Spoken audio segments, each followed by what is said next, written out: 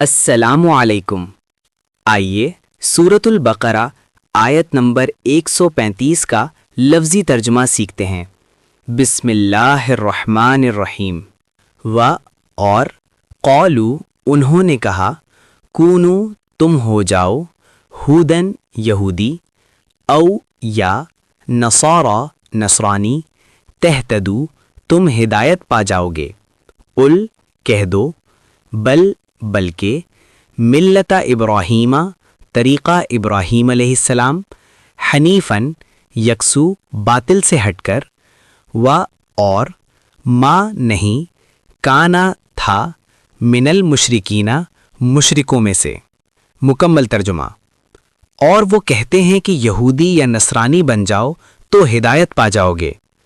کہہ دو بلکہ ہم تو ابراہیم علیہ السلام کے دین کی پیروی کرتے ہیں جو ہر باطل سے ہٹ کر صرف اللہ کے تھے اور وہ مشرکوں میں سے نہ تھے۔ تفصیل۔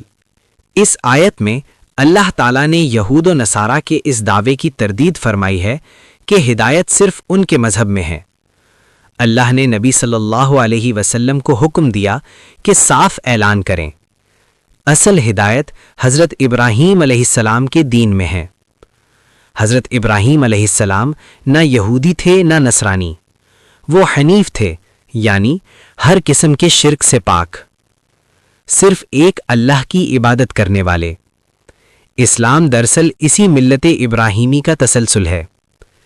یہ آیت ہمیں بتاتی ہے کہ ہدایت نسل یا فرقے سے نہیں بلکہ توحید، اخلاص اور سنت ابراہیمی سے ملتی ہے، قرآن سے جڑنے اور جوڑنے کی کاوش۔